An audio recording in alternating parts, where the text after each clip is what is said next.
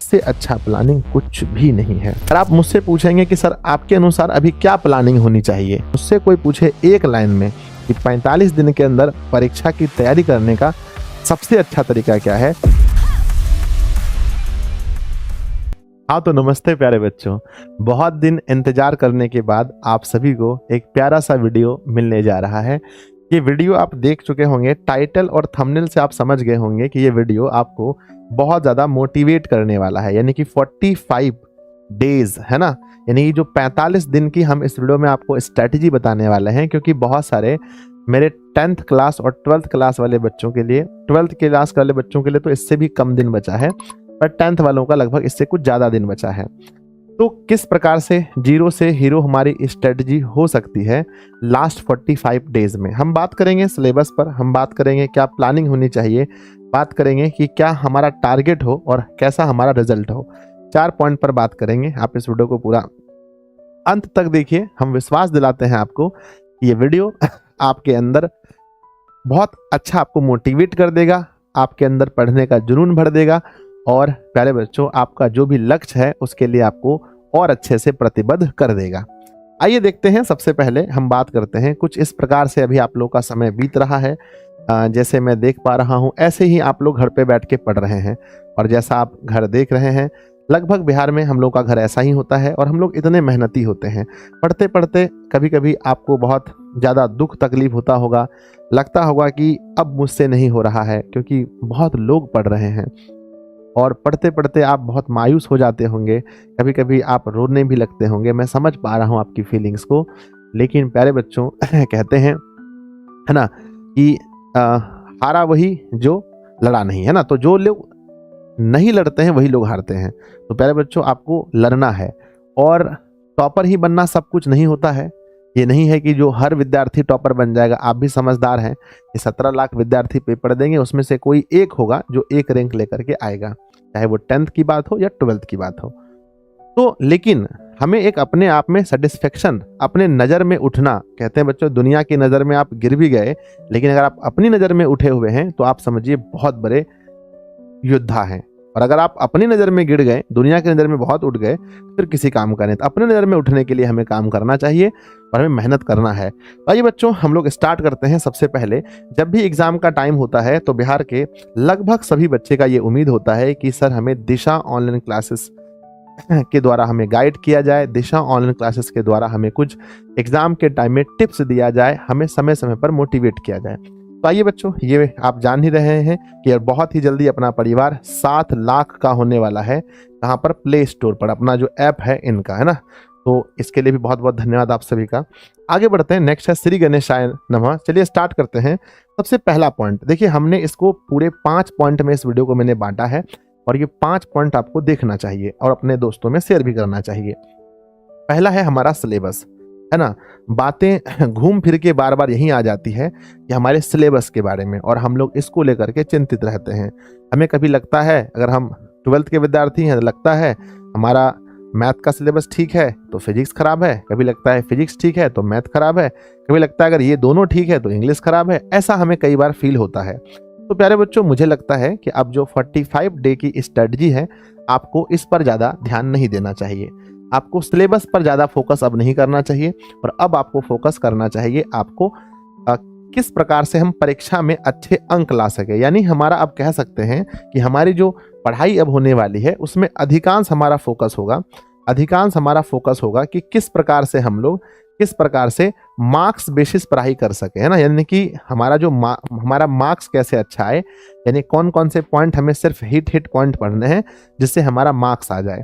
तो हमारा अब हम लोग पूरे सिलेबस पर फोकस नहीं करके, अब जो 45 डेज है पूरे सिलेबस पर फोकस नहीं करके, जैसे मान के चलो कि मैथ है तो हम पूरे एनसीईआरटी के सवाल नहीं लगाने हमें, और सिर्फ हमें कोशिश करना है कि क्यूबी लगा ले, यानी क्वेश्चन बैंक के सवाल लगा ले, ताकि हमें ये अनुमान लग जाए कि हाँ इस टाइप का क्वेश्चन पूछा जाता है। तो नंबर 1 पॉइंट मैंने बताया कि आप सिलेबस की चिंता ना करें, सिलेबस की चिंता ना करके आप मार्क्स बेसिस पढ़ाई पढ़ें। यानी मार्क्स बेसिस का मतलब ये होता है कि ज़्यादा आप प्रैक्टिस वाली चीज़ों पर फोकस करें, है ना, ज़्यादा आप प्रैक्टिस वाली चीज़ों पर फोकस करें, सिलेबस पर फोकस। अब पूरी सिलेबस पर फोकस नहीं करें, हमें ये चैप्टर खत्म करना है, ये चैप्टर खत्म करना है, ये चैप्टर नहीं हुआ तो क्या हुआ, अरे कुछ नहीं होगा, दोगुने प्रश्न होते हैं। तो हमें चैप्टर पर फोकस नहीं करके सीधा हमें अब कूद जाना चाहिए अपने सीधा प्रैक्टिस पर।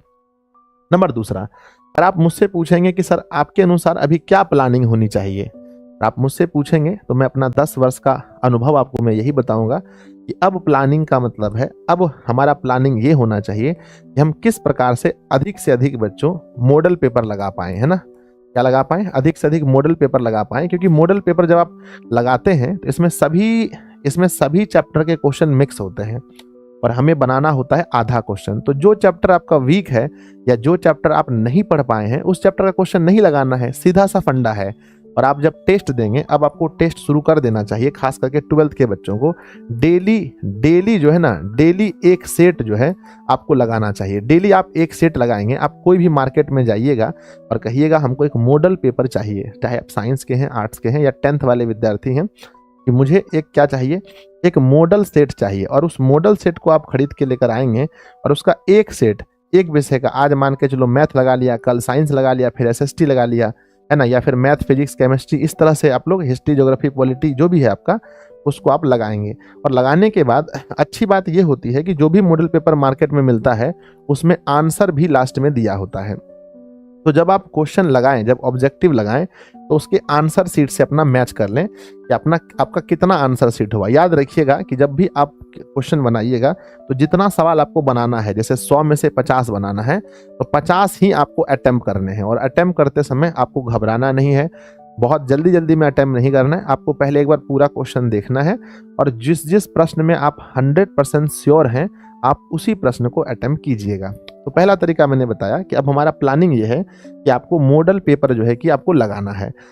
अब इस मॉडल पेपर के अंदर में ही आ जाता है क्यूबी, यानी क्वेश्चन बैंक, यानी प्रीवियस ईयर क्वेश्चन, PYQ भी कहते हैं इसको, QB भी कहते हैं, है ना, यानी कि प्रीवियस ईयर क्वेश्चन जो बिहार बोर्ड ने पूछा है। मेरे बच्चे आप देखेंगे, अगर आप 10th में भी हैं तो 2011 से लेकर के 2024 तक में इतना साल का क्वेश्चन पेपर आपके पास हो जाता है। और आप 12th के विद्यार्थी हैं, 2009 से लेकर 2024 तक में 15 साल का आपके पास क्वेश्चन बैंक हो जाता है। तो ये क्वेश्चन बैंक भी तो एक मॉडल पेपर ही है ना। तो 15 साल के क्वेश्चन को जब आप लगाएंगे, जब आप 15 साल के क्वेश्चन को लगाएंगे तो भरोसा कीजिए हमारी बातों पर कि मोर देन 70% क्वेश्चन जो है ना, कुछ सब्जेक्ट मैथ वगैरह को छोड़ करके 70% क्वेश्चन जो है कि यही आपका रिपीट होने वाला है।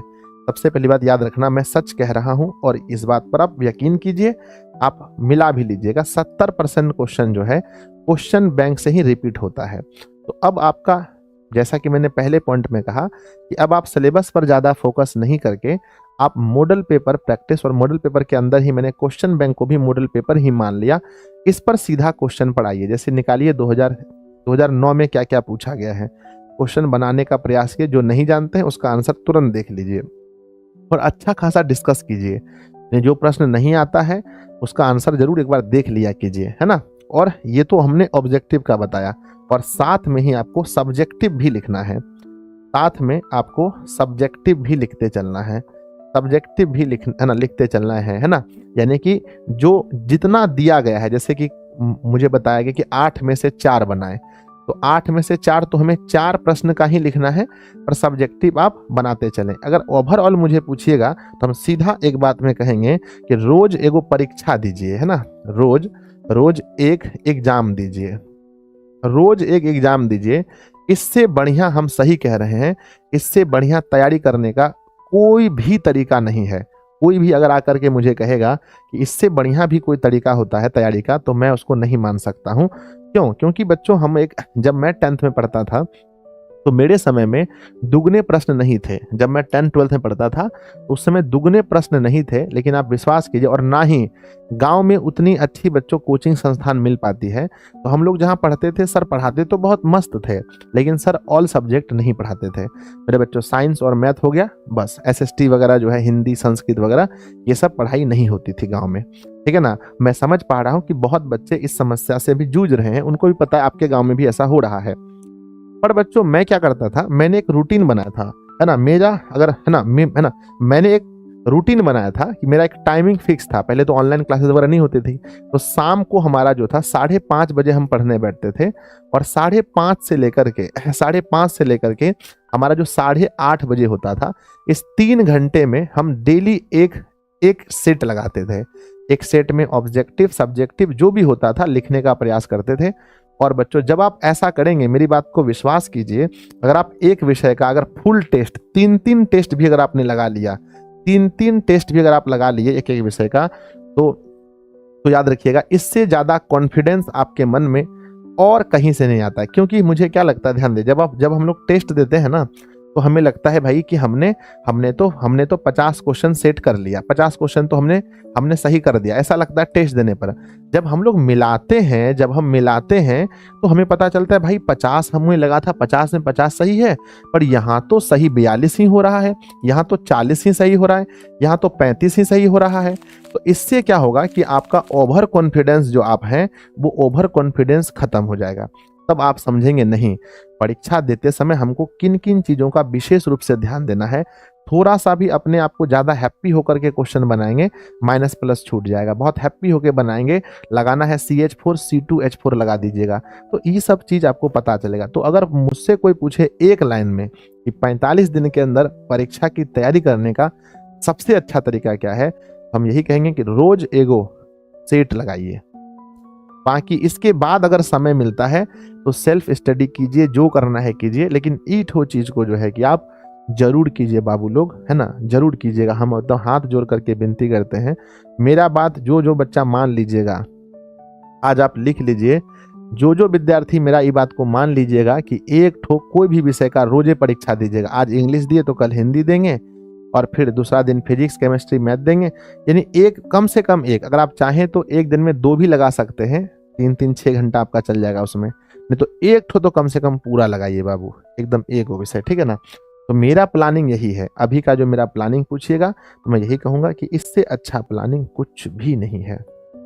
चलिए ठीक है ना, तो जरूर आप लोग कीजिएगा। फिर क्या है कि एक लक्ष्य बनाइए, एक टारगेट बनाइए, है ना, एक लक्ष्य बनाइए। क्योंकि बच्चों बिना लक्ष्य के अगर आप किसी भी कार्य को कर रहे हैं तो आप 100% नहीं दे पाइएगा। तो अपना लक्ष्य अपनी क्षमता के अनुसार, कोई विद्यार्थी जो अभी पढ़ने में बहुत कमजोर है वो 400 लेके चल रहा है, कोई ऐसा है जो सोच रहा है कि 300 प्लस भी अगर आ जाएगा तो हम फर्स्ट डिवीजन हो जाएंगे, कोई फेल होने वाला बच्चा है सोच रहा है 250 प्लस भी आएगा तो हम पास हो जाएंगे, कोई ऐसा विद्यार्थी है जो सीधा 450 सोच रहा है, कोई ऐसा भी है यहाँ दिशा में जो 470 भी सोच रहा है, कोई ऐसा भी है जो सोच रहा है कि हम शिवांकर का रिकॉर्ड ही तोड़ देंगे इस बार। तो सब कोई जो है अपना टारगेट अपने अपने क्षमता के अनुसार फिक्स करते हैं। लेकिन याद रखिएगा कि दुनिया बस इंतजार कर रही है आपके असफल होने का। दुनिया बस इंतजार कर रही है कि किस दिन आपका सपना टूटता है और वो आपके ऊपर हंसेगी। तो बच्चों याद रखिएगा, सबसे पहले जो भी लक्ष्य आप बनाते हैं वो लक्ष्य किसी को बताइएगा मत। ऑनलाइन में कमेंट बॉक्स में लिख देते हैं वो अलग बात है, पर कभी ऑफलाइन में किसी को नहीं बताइएगा कि मेरा लक्ष्य ये है, मेरा लक्ष्य ये है, मेरा लक्ष्य ये है।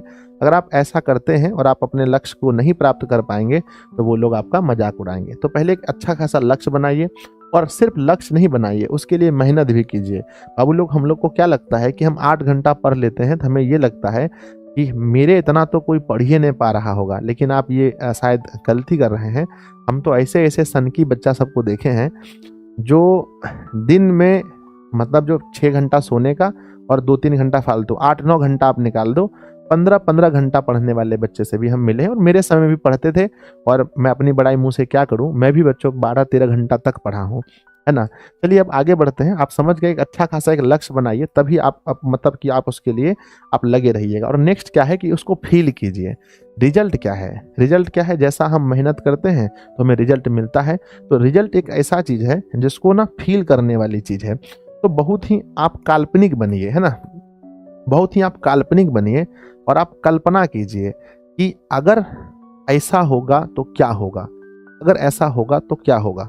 मेरे प्यारे बच्चे, मुझे पता है कि सब बच्चा यही सोच रहा है बिहार के कोने कोने में, क्योंकि देखिए अब पढ़ाई का मंच किसी के लिए अलग नहीं रहा। पहले लगता था कि जो शहर का बच्चा है वही अच्छा नंबर लेकर आएगा। पहले लगता था कि जैसे पटना का है, कोई गया का है, कोई बढ़िया मेन शहर में जो बच्चा पढ़ रहा है तो उसी का नंबर अच्छा आएगा जो डिस्ट्रिक्ट लेवल पे पढ़ रहा है। लेकिन अब तो ऐसा बात नहीं रहा बच्चों, अब तो ऑनलाइन शिक्षा आ गया है। और ऑनलाइन शिक्षा में क्या है कि आप घर कहीं गांव में, देहात में, पहाड़ों में, जहां पर भी आप हैं, इंटरनेट अगर सुविधा है तो आप बराबर में हो गए हैं। तो अब क्या शहर क्या गांव, कहीं से भी पढ़ के लोग, अब कंपटीशन ज़्यादा हो गया है। पहले जिसको अच्छे टीचर मिलते थे वही बच्चा मतलब टॉपर बनता था, अब तो अच्छा टीचर हर किसी के लिए उपलब्ध है बच्चों। तो याद रखिएगा हमेशा कि रिजल्ट को फील कीजिए कि क्या होगा उस दिन जब मैं अपने समाज में, मैं अपने कम से कम गांव में, तो इतना लक्ष्य बनाइए कि गांव में आपसे ज़्यादा नंबर कोई नहीं लाए।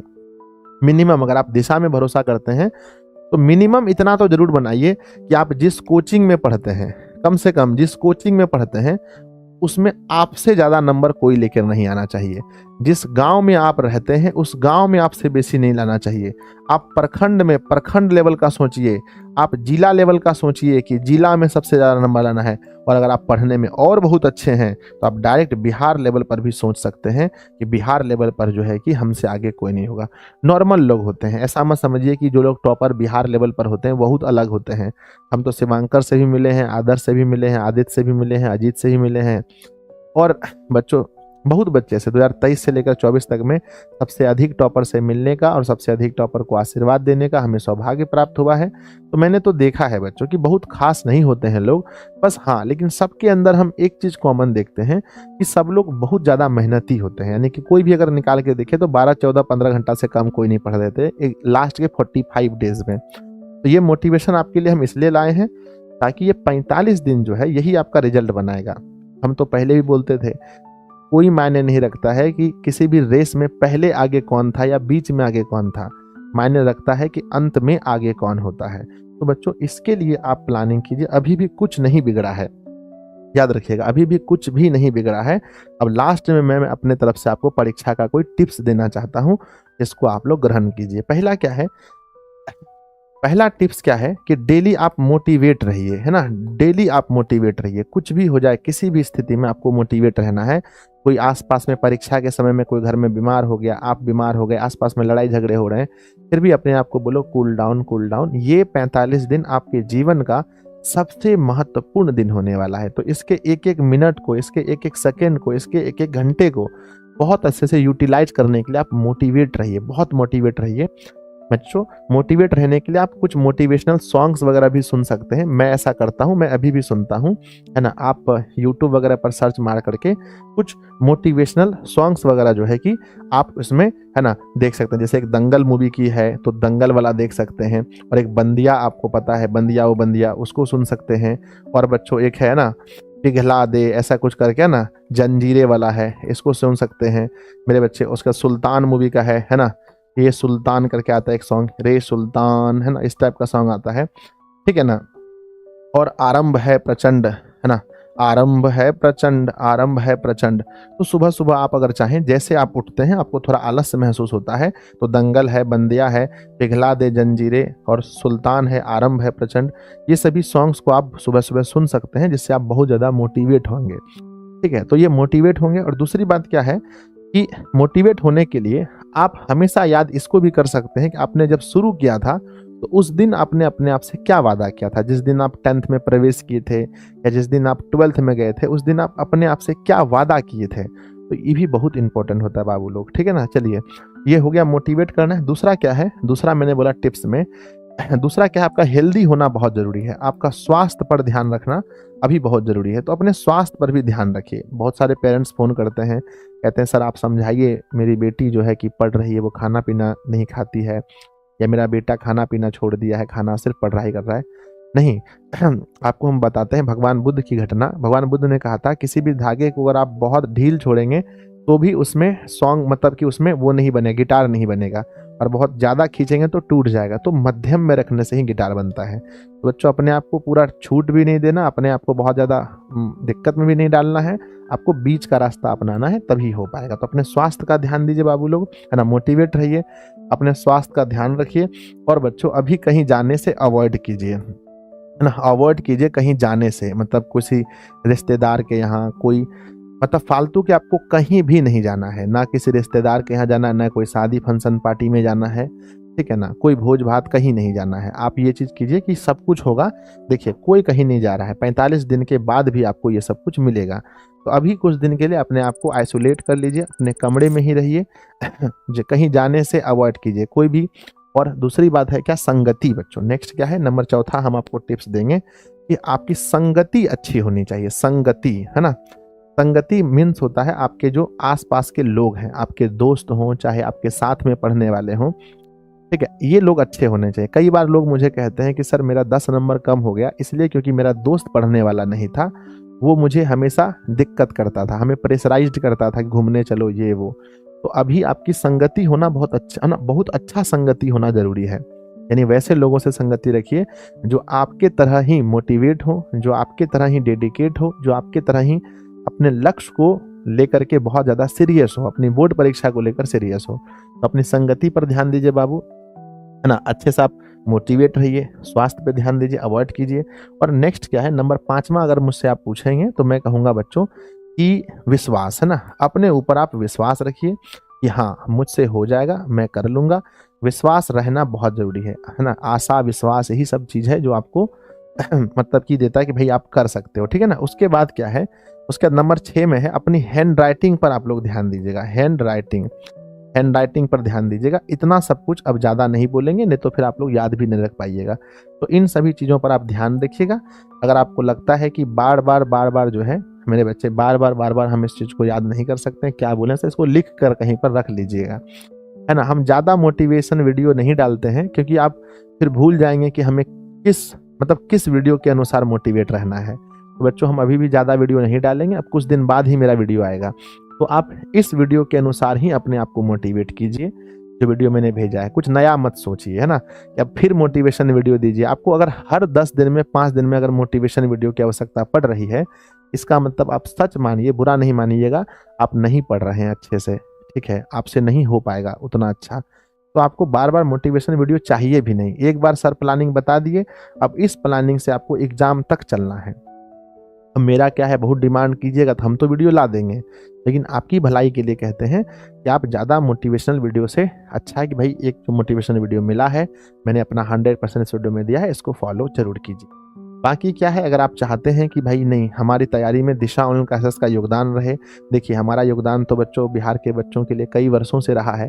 मैं अभी भी आप लोग को योगदान जितना मुझसे बन पाता है देता हूँ, ठीक है। लेकिन याद रखिएगा कि अंततः जो है कि ये सब कुछ डिपेंड आपके ऊपर करेगा। अगर आप साइंस के विद्यार्थी हैं, 12 साइंस के विद्यार्थी, या आर्ट्स हैं तो यहाँ आर्ट्स मान लीजिए, कॉमर्स मान लीजिए, तो आपके लिए क्रैश कोर्स वगैरह जो है कि अपने ऐप पर है, इसको आप जाकर ज्वाइन कर सकते हैं। बहुत कम फीस है और आपको यहाँ पर बहुत कुछ मिल जाता है 299 रुपया में, ठीक है ना। आपको बहुत कुछ जो है कि मिल जाता है, जैसे आपको पूरा 1 शॉट क्रैश कोर्स में कराया गया है, बहुत सारे नोट्स हैं, बहुत सारे टेस्ट हैं, फुल बैच के भी बहुत सारे एक्सेस इसमें आपको मिल रहा है। तो पढ़ाई करने के लिए अगर आप एक अच्छा जगह खोज रहे हैं तो ये बेस्ट है, आप लोग ले सकते हैं एडमिशन। और 10th वाले विद्यार्थी हैं तो आपको मुझे बोलना क्या है दिशा के बारे में, मात्र 199 रुपये फीस है, आपको भर के वो हर चीज़ मिलेगा जो आपकी परीक्षा के लिए ज़रूरी है। तो प्यारे बच्चों, हम उम्मीद करते हैं कि मैं जिस उद्देश्य से आया था वो उद्देश्य की पूर्ति मैं कर पाया हूं, और आप सभी लोग इस वीडियो को बहुत अच्छे से देखे होंगे और अपने अपने सभी दोस्तों में भी शेयर कीजिएगा अगर आपको वीडियो अच्छा लगा हो तो। अच्छा लगेगा ही बच्चों, क्योंकि मैंने अपना एक्सपीरियंस आपको बताया है। कमेंट बॉक्स में लिखिएगा कि आप सभी लोग अपने लक्ष्य को लेकर कितना डेडिकेटेड हैं, कितना मेहनत कर रहे हैं। मिलते हैं फिर किसी एक वीडियो में, बाकी तो क्लास में मिलते ही रहते हैं। तब तक के लिए धन्यवाद बच्चों। पढ़ते रहिए, हंसते रहिए, मुस्कुराते रहिए। भगवान जी करे आप जिस लक्ष्य के लिए मेहनत कर रहे हैं वो लक्ष्य की प्राप्ति हो, आपके जीवन में कभी कोई दुख तकलीफ नहीं हो। धन्यवाद।